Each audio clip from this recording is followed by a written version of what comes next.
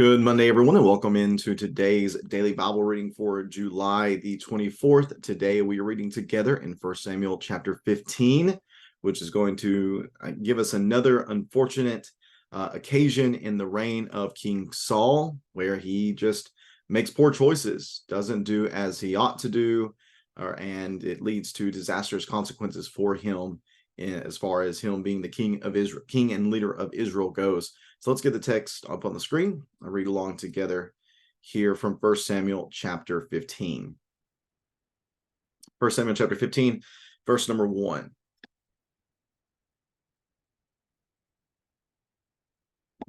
First Samuel chapter 15, verse number 1. Samuel said to Saul, Yahweh sent me to appoint you as king over his people Israel. Now listen to the words of Yahweh.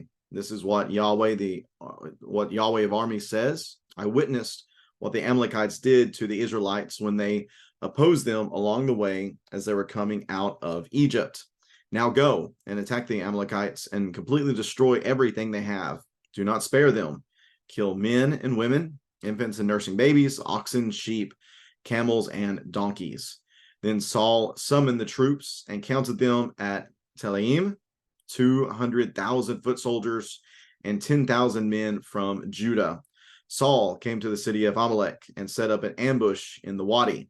He warned the Kenites, since you showed kindness to all the Israelites when they came out of Egypt, go on and leave. Get away from the Amalekites, or I'll sweep you away with them. So the Kenites withdrew from the Amalekites. When Saul struck down the Amalekites from Havilah all the way to Shur, which is next to Egypt, he captured King Agag of Amalek alive, and he completely destroyed all the rest of the people with the sword. Saul and the troops spared Agag and the best of the sheep, goats, cattle, and choice animals, as well as the young rams and the best of everything else. They were not willing to destroy them, but they did destroy all the worthless and unwanted things. Then the word of Yahweh came to Samuel. I regret that I made Saul king, for he has turned away from following me and has not carried out my instructions. So Samuel became angry, and he cried out to Yahweh all night. Early in the morning, Samuel got up to confront Saul. But it was reported to Samuel, Saul went to Carmel, where he set up a monument for himself. Then he turned around and went down to Gilgal. When Samuel came to him, Saul said, May Yahweh bless you. I have carried out Yahweh's instructions. Samuel replied, Then what is the sound of the sheep, goats, and cattle I hear? Saul answered, Well, the troops brought them from the Amalekites and spared the best sheep, goats, and cattle in order to offer a sacrifice to Yahweh, your God. But the rest we destroyed. Stop, exclaimed Samuel. Let me tell you what Yahweh said to me last night. Tell me, he replied. Samuel continued, Although you once considered yourself unimportant, haven't you become the leader of the tribes of Israel? Yahweh anointed you king over Israel and then sent you on a mission and said, Go and completely destroy the sinful Amalekites. Fight against them until you have annihilated them. So why didn't you obey Yahweh? Why did you rush on the plunder and do what was evil in Yahweh's sight? But I did obey Yahweh, King Saul answered. I went on the mission Yahweh gave me. I brought back King Agag of Amalek, and I completely destroyed the Amalekites. The troops took sheep and goats and cattle from the plunder, the best of what was set apart for destruction, to sacrifice to Yahweh, your God, at Gilgal.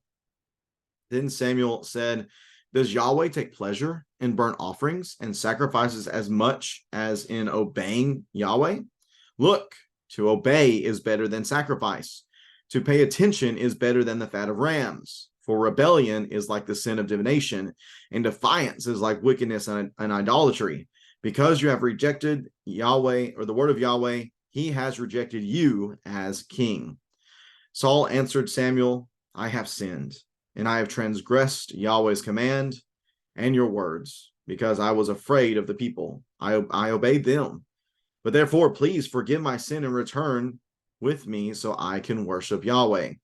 Samuel replied to Saul, I will not return with you because you rejected the word of Yahweh. Yahweh has rejected you from being king over Israel. When Samuel turned to go, Saul grabbed the corner of his robe and it tore. Samuel said to him, Yahweh has torn the kingship of Israel away from you today and has given it to your neighbor who is better than you. Furthermore, the Eternal One of Israel does not lie or change his mind, and he is not man who changes his mind. Saul said, I have sinned. Please honor me now before the elders of my people and before God. Come back with me so I can bow and worship to Yahweh your God. Then Samuel went back, following Saul, and Saul bowed down to Yahweh. Samuel answered, bring me King Agag of Amalek. Agag came to him trembling, for he thought, certainly the bitterness of death has come. Samuel declared, as your sword has made women childless, so your mother will be childless among women. Then he hacked King Agag to pieces before Yahweh at Gilgal. Samuel went to Ramah, and Saul went up to his home in Gibeah of Saul, even to the day of his death. Samuel never saw Saul again. Samuel mourned for Saul, and Yahweh regretted he had made Saul king over Israel. And that is 1 Samuel chapter 15. Thinking about this text, we've already seen in a previous portion where God has punished Saul for his unwillingness to wait for Samuel, where he takes matters into his own hands and he doesn't wait for Samuel to come and bless the sacrifice and do the sacrificing. So the dynasty is taken away from him. Well, now we see it explicitly stated that the kingship is going to be taken away from Saul himself. And I'm sorry about the screen. I don't know if the recording is catching the blinking on the screen or not. Obviously, it seems like my ordeals with the camera on this computer are not past us. Nevertheless, we'll power through this one and might have to do another one with this as well, or I'll see if I could do any sort of working on this to make this not look like it's looking on the screen. At least, again, maybe you don't see the blinking. You probably do. It is what it is. I apologize for that. Nevertheless, here we have a mission of God for him to send his king to go. Actually, you know what? I'm not going to deal with this. I'm going to turn that off, and I'm just going to put the text up on the screen. Again, I apologize for the issue with that. We see a mission of God to Saul. It was not Saul's idea for Amalek to be attacked at this time and for them to be judged. And that's what we need to recognize. This is a divinely dictated judgment against Amalek. Why? Well, this goes back to Exodus chapter 17 and verses 8 through 14. It also goes to Deuteronomy 25 and verses 17 through 19. Both of these texts talk about the history between Amalek and Israel and how Amalek did evil against Israel. So this is punishment for the sin that these people have committed against God's people. God does not forget evil done against him, and he holds it accountable, even if it's hundreds of years later, as this would probably be. Nevertheless, the command is for them to go and to completely destroy everything they have. We need to recognize that from verse number 3. Completely destroy everything they have. Don't spare anything. And that means nothing. So whenever Saul goes, and we should note that he has plenty of soldiers, so that's not an issue. It's not an issue of whether or not he's going to be able to do this or not. We also see that he spares the Kenites, who are the family of Jethro, Moses's father-in-law, which is fine. But once he goes up against the Amalekites, in beginning verse number 7, he does completely destroy all the rest of the people, but leaving King Agag. He also does not destroy all the livestock. He keeps the best of everything. The text says in verse number 9, they were not willing to destroy them, but they did destroy all the worthless and unwanted things. So they took what they wanted to keep and destroyed everything else. Yahweh tells Samuel about everything that's taken place in verses 10 and 11. We need to note verse 11 that Samuel is angry, and he cries out to Yahweh all night long. He is upset over Saul's sin, over Saul's obvious rebellion against Yahweh. Early in the morning, Samuel gets up to go and to take care of this issue. But Saul acts like everything's just fine. May Yahweh bless you. Look, I've carried out Yahweh's instructions. Well, that's a big old nope, because we go back to verse number 11. Yahweh explicitly says that he has not carried out my instructions. But here is Saul in verse number 13 saying, I have carried out Yahweh's instructions. Well, who's right? Obviously, God is right. He is right. And even though Saul seems to be living in his own reality, or maybe trying to paint the picture a certain way, we see that that just is not the case here. He has not done as Yahweh wants. And at this point, the excuse making shows up. He begins to blame the soldiers. You know, it's the soldiers that kept these things, that spared the best sheep, goats, and cattle. But you know that they did it for a good reason. They want to offer sacrifices to Yahweh. You know, the rest is what we destroyed. But that isn't what God said needed to happen. God said everything needed to be destroyed. Samuel seems to think that, you know, or Saul seems to think that, you know, the ends justify the means. That simply is not the case. Samuel's very upset with this. In verse number 16, let me tell you what Yahweh has said. Although you once considered yourself unimportant, you know, in the past there might have been some humility, but now you think you're really hot stuff. That's just not the case. Even though God gave you this mission to go and take care of this enemy of your people, you were to completely destroy them. You did not obey. You kept the plunder. You did what was evil in Yahweh's sight. But Saul wants to argue. Again, Saul just seems to have gotten too big for his britches here in this moment. I did obey Yahweh. I went on the mission. I brought back King Agag of the Amalekites, and I completely destroyed the Amalekites. Well, no, you didn't. If he would have completely destroyed the Amalekites, then he would have not let the king live. And again, it's the goats. It's the goats that took the sheep and the troops that took the sheep and the goats and the cattle and all that. Again, don't forget this was the sacrifice to Yahweh. But verse 22, Samuel lays out a very important principle for us to consider, that he doesn't take pleasure in burnt offerings and sacrifice as much as he takes pleasure in people obeying him. Again, just do what Yahweh says. If Yahweh wanted the sacrifices, he would have told you that. It is better to obey than sacrifice. It is better to obey than sacrifice. To obey is better than sacrifice. It is better to pay attention than to give the fat of rams. Your rebellion, your defiance is just like anything else. So because you have rejected the word of Yahweh, he has rejected you as king.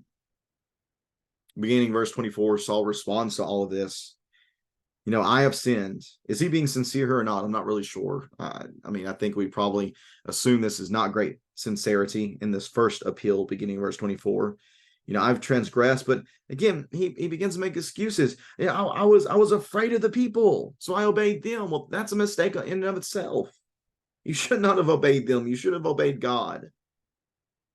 You should have been much more concerned with God's desires and being right in God's side than complying with the people.